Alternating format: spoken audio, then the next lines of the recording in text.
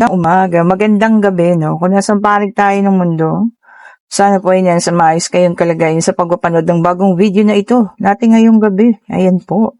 Pasensya naman, wala tayong upload kahapon. Ay bigla po tayong napatawag sa opisina. Kaya ang aga kong umalis kahapon, tawag dito, pumunta ng opisina po. Alam nyo na, mahirap sumakay. O ayan, meron tayo rito 8 of Cups. Ayan. Kaninong reading ito makukuha natin ngayong gabi? Pwedeng sa'yo, pwedeng sa kanya, pwedeng kung kanina man po, ha? Take only what resonates po. Ayan. We have here the 8 of Cups. Meron din tayo ritong 7 of Cups. Okay? Puro cups naman tayo ngayon. We have here the Hangman. Okay? Tignan natin. Sabi ko nga, hindi po lahat makaresonate, ha? Pero pag nakaresonate ka, swak na swak sa'yo ang reading na ito. Okay po. O yan, meron tayong the Hermit. Kompleto na ang ating first 4. Ayan ang spread na. Ano yan? Ang dami. Ibalik natin, ha? Yan. Sobrang dami po nun. And we have here the Queen of Wands. Okay. Tignan pa natin. 3 na lang ang kulang. Ayan. Meron din po tayong the Star. Ayan. O, naramdaman niyo po ba ang init? Mainit na maghapon. O, diba? Summer na. Tinurn off na yung aircon ng Pilipinas. Diba po? Meron tayong Page of Wands. Ayan, ha. Sige, tignan pa natin. I-check pa po natin. Bigla-biglaan kasi ang pagpapatawag nila. Ito na ang last card. Okay. Meron tayo ritong 6 of Swords. Okay po, ha. Alam niyo, nakikita ko rito maraming ganap ang mangyayaring ito, no.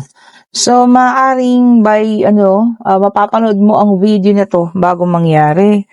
So, siguro let's say, ano ba ngayon? Today is 19 po. Bago mag-November, November? Ano November? By March 21, ha? Maaaring maganap sa'yo ang mga pangyayaring ito. Marami tayong nakikita. Iba-iba po, ha? So, kung mapapanood mo ito ngayong araw, ayan. At ito po ay maaaring maganap sa'yo 2 days, no? Bago ang March 21 po. So, ayan, ha? Ang dami kasing ganap. Okay? So, maaaring mga parating. Okay. So, maaaring mapanood mo ito ngayong araw na ito. Kung napapanood mo to or kung mapapanood mo ito, ibig sabihin para sa iyong reading, no? Maaaring maganap ito bago or sa araw ng March 21. Ano ba naman yung 21? Sunday yata, no? Oo, tama po, Sunday. O, yan, ha. So, eto na. Sa unang card pa lang natin, meron tayong nakikita rito isang taong umalis sa buhay mo na marami ng, tawag dito, panghihinayang na naiisip, ha. Maaaring siya po ay, hindi pa naman ito kukontak, kaya lang magpaparamdam-ramdam na. No, kumbaga parang makikita-kita mo, o ayan, ha, baka susundan ka, ganyan, Hindi pa naman totally makikipag-usap, no? Pero baka yung presence niya maramdaman mo rin. Lalo na kung soulmate kayo, so mararamdaman mo po ang presence ng taong yan. Kung sino naman ang umalis, ha. Maaari din pong kayo may mga bagay na pinagpipilian sa ngayon. Ayan, 7 of Cups. Choosing. Eto ka, namimili ka. O pwede pong merong investment, ganyan, na pinagpipilian, magtatayo ng negosyo, no, extra income, po pwedeng ganun. Po pwede rin kayo po ay nag-iisip kung mag-iibang bansa or dito na lamang. Kasi maraming tumatakbo sa isip mo ngayon. Ang gusto mo is gumanda yung career. Gusto mo umayos yung financial flow. O, diba? Umayos talaga siya. So, yun po, marami kang option, which is good. napakaganda yan. So, marami kang pagpipilian kung ano man yung gusto mong gawin through financial po ha. Pwede rin mag-business, no? Pwedeng mag-abroad, pwedeng dito lang din. Ipagpatuloy ang pagtitrabaho, nagdagan ng sideline. So, parang ganun. Marami kang iniisip ngayon kasi gusto mo mag-focus ngayon sa financial. O, maaari yun po ay yung mahasumpungan na or mahanap mo na yun kung ano man yun ha sa mga susunod na panahon. And meron din tayo ritong dahangman, okay? So, sa dahangman naman, yung iba sa inyo, magre-relax, maaaring nag-file ng leave, no? Saturday and Sunday, wala namang pasok, so mga nag-file ng leave, so hahabaan.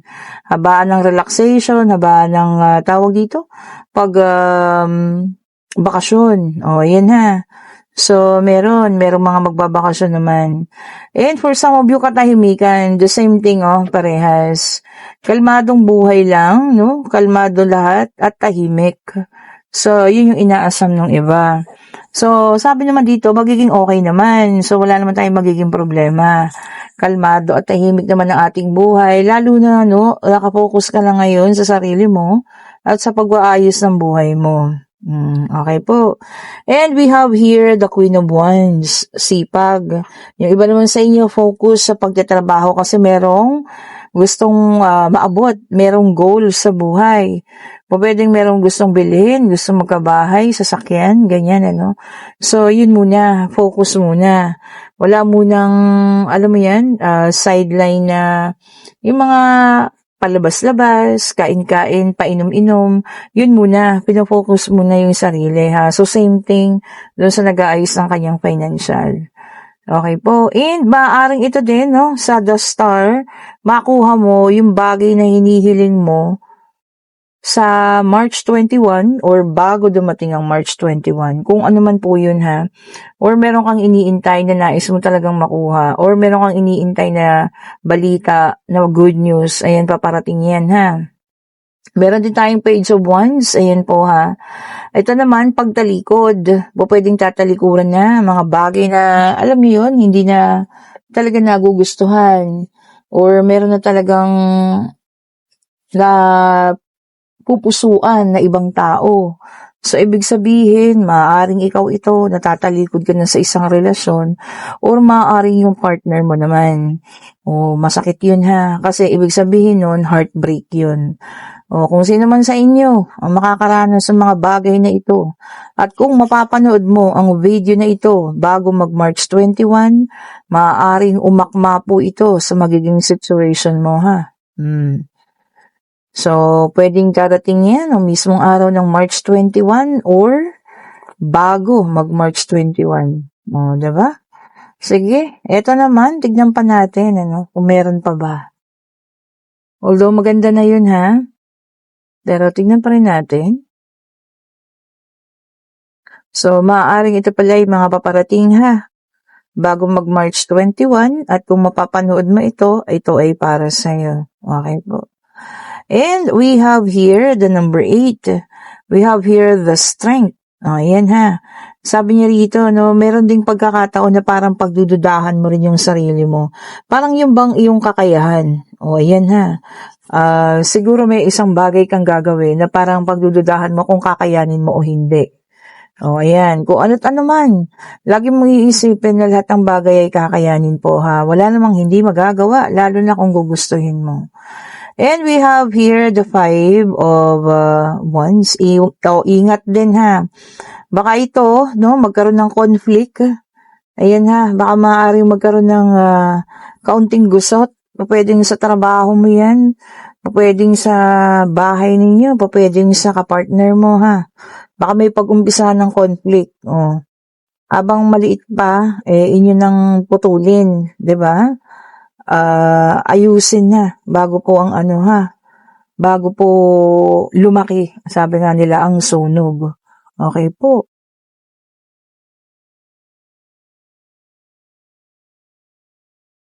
Meron tayong the Chariot na may dalang number 7. Ito naman, yung iba sa inyo ha, iko-control na raw yung kanilang mga sarili. Magkakaroon ng self-discipline. Diba? Baka pwedeng sa pagkain, sa kung ano man, diba? Didisiplinahin na yung sarili. Magiging mas focus, mas magiging self-conscious na. Siguro tama na rin yun, ano? Para, alam mo yun, maging mas maayos yung ating health. Lalo na ngayon, ano, daming may mga sakit, kung ano-anong sakit na nagsisilabasan. Tama naman, kontrolin na, no, lahat ng mga bagay-bagay. We have here the judgment, may dalang number 20. Ayan. So, ang iba naman sa iyo, magkakaroon na ng awakening o paggising. Sa mga sitwasyon ito, no? Kung palagi ka na lang naman, alam mo yun, ginagawa ng hindi maganda, at hinahayaan mo lang, siguro panahon na para magising ka, para ayusin mo naman ang iyong sarili.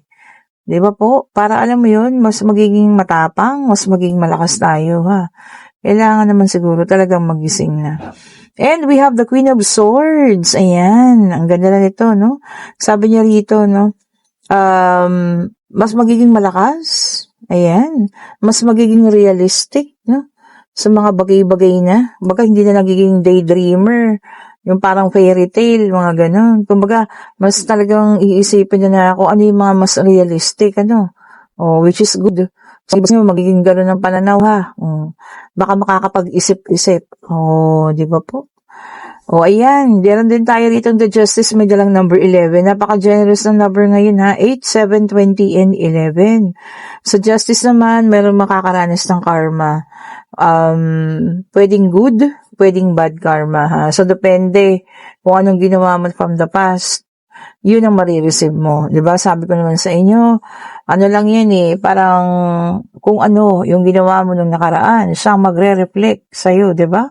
Sa kinabukasan. So, if you'll receive the karma, whether it's good or bad, talagang para sa'yo po yun. Ayan na. Kung bad, ipagdasal na lang natin para ma-reverse. Sabi nga, diba? And we have the Page of Wands. Ito po, no?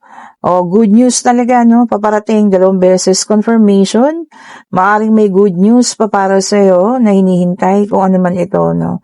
Or paparating, baka meron kang in-applyan, pwedeng meron kang sinalihan, contest ba yan? Ayan na, ha? Good news na raw po ang para sa'yo. Okay, sige, tignan pa natin. Check pa natin, ha? Isang card na lang ang kulang doon. Ala, andain naman. Isa na lang po. Isa na lang po ang ibigay ninyo. Ayun na. Yung pang maganda. Ang ganda ng card. Ayan, yung iba naman sa inyo may inaantay na kaperahan. Eto na. Paparating na po, ha.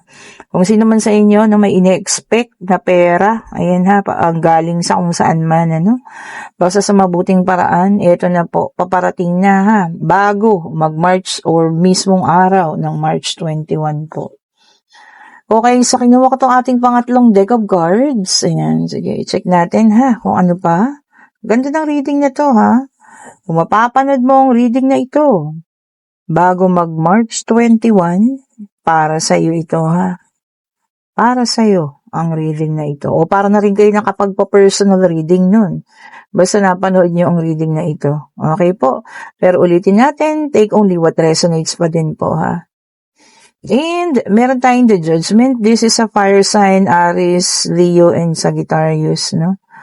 Sabi niya, no, sa the Judgment, sabi niya,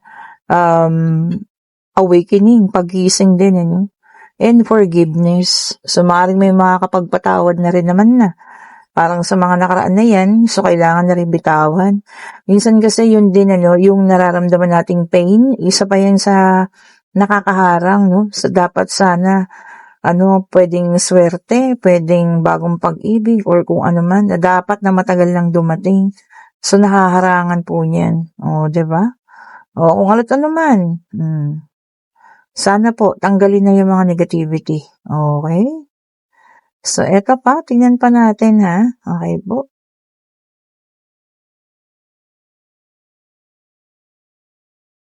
Ayan, sa lahat po pala ng may nais pa ng private reading para bukas ha, may mga ilan-ilan slot pa tayo. Mag-message na kayo ngayon na kung gusto niyo pa po, kung gusto niyo lang naman ng private reading para mabigyan ko kayo ng kung ano pa yung makanting oras. And we have the death card, water sign. Sabi niya rito, changes o pagbabago. Pwedeng pagbabago ng desisyon mo, pwedeng pagbabago ng direksyon mo na tinatahak, pwede ring pagbabago ng isip mo. O kung ano man itong pagbabago na ito, sana maganda. Sana maayos. Sana mas magiging maayos at magiging masaya ka. O, 'di ba? Sa mga pagbabagong nun. Dami ha. Ilang araw lang yun. O, basta take only what resonates po ha. Hindi naman ko sinabi na maaaring mangyari ito sa iisang tao lang. Pwedeng kahit ano po dyan. Ang mapulot ninyo para sa inyo. O, 'di ba? Sige nga, tignan pa natin. And meron din tayo ritong the Empress, Earth sign, Taurus, Virgo, and Capricorn. Ayan. Sabi niya rito, no, accomplishment and growth o paglago. Kung ano man ito, pwedeng negosyo mo o pwedeng nag-aaral ka o kung ano man, may pinag-aaralan o lalago pa raw po. At mas magkakaroon ka pa, no, ng mga kung ano man. Ayan, dalawa kasi sila nag-flip. Unahin natin tong isa. And we have the King of Cups, water sign ulit ito. Ayan. Sabi niya rito, no, control and balance. So, makokontrol mo na ang lahat at babalansehin mo rin naman. Which is tama naman. Control and balance is almost the same. Binabalanse mo lahat, puso, isip, yan, emosyon, kahit ano pa yan, no? Pero pagka nasabi mong babalansehin mo, tama naman po yun.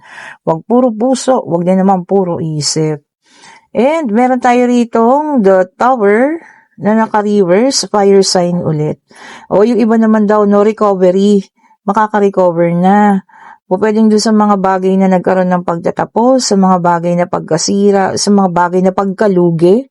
O ayan ha, makaka-recover na po. O, kala nyo, laging doon na lang. Hindi ha. Darating at darating din yung oras at araw na makaka-recover ka. So, expect mo na yan. O, di ba po? Ayan, tignan pa natin, ano? Sige, i-check natin. Uulitin ko ha, sa lahat po ng gusto ng private reading, mag-chat na kayo ngayon na. Oh, the same thing. We have the Ten of Pentacles, Earth sign. Ano ba ang mga lumabas na? So, meron tayong fire, meron tayong water, earth, then fire ulit, and earth, tigagalawa. Oh, yan, sabi niya rito ha, financial security. Oh, para sa pamilya. Financial security daw. So, yun naman talaga yung focus natin ngayon, ano? Kahit siguro, hindi naman ka anuhan ng love life. Basta secured naman ang pamilya natin, diba? Kasi yun ang numero uno, eh. Yung wala tayong sakit, diba? Maayos, no? At makakaya naman. Pero, Diyos ko po, alam niyo, napakataas na ng bilihin. Grabe. And we have here the Eight of Swords, air sign. O ayan, lumabas na. Kompleto na po lahat ng zodiac sign, ha? Ang air sign naman is Gemini, Libra, and Aquarius. Ayan. Negative thoughts. May mga naiisip tayo negativity. Naku, wag po. Ulitin ko ha, negativity attracts negativity, while positivity attracts positivity. Alisin niyo po sa isip niyo yan ha. Meron tayong Knight of Wands na fire sign. Ayan. Sabi niya rito, no, inspired kayo sa mga ginagawa niyo ngayon. O, inspirado daw ang ilan sa inyo. O, which is good, ha? So, ibig sabihin, maganda yung tinatahak mo ngayon kasi nagiging inspirado ka, hindi desperado. O, magkaibang word yun, ha? So, inspirado tayo ngayon. Ituloy nyo lang kung ano man yung inyong ginagawa po, ha? At eto na, pwede na kayong magtanong, pag-ibig pangyayari, financial, ayan po, ha? Ano man ang gusto nyong malaman, kayo yung magtanong na. Divine Universe, ina po ang kasagutan sa kanilang mga katanungan. Ay, kita nyo yun, napakabilis. Okay, and yes po ang sagot. Maaaring bago mag-March 21 or mismong sa araw ng March 21, merong mai-engage, merong ikakasal, basta merong tungkol sa love, may magpapahayag ng pag-ibig, maaaring tanggapin mo, maaaring mahal mo rin siya. Okay po, and kung nagugustuhan yung ating reading, pa-like, pa-share, pa-subscribe, and hit the notification bell para lagi kayong updated sa mga bagong videos na nire-release natin. Sa lahat ng gustong umorder ng mga bracelet na yan, pasensya na po, hindi ako nakapagpa-JNT kanina kasi sobrang pagod ko. Nahirapan talaga po ako kapag ako yung commute. So, ang hirap, sobra po. Kasi malayo yung office sa Sakayan. Nilalakad ko pa yun. And bukas po, sigurado naman na. Ayun ha. At sabi ko nga, sa lahat ng gusto ng private reading, kayo po ay mag-chat na. Ayan po ha, pumili kayo sa mga bracelet, pwedeng financial, love life, protection, o kung ano man. Meron pa rin tayong mga pabango dyan. Ayan, ang bombshell po ay meron pa. Kung gusto nyo mag-order ng pabango po ha. Thank you po ulit. Sana po ay mapanood yung reading na ito bago March 20 ang ibig sabihin yung ang reading na ito. So, great evening sa lahat. Stay safe. Bye-bye po sa inyo.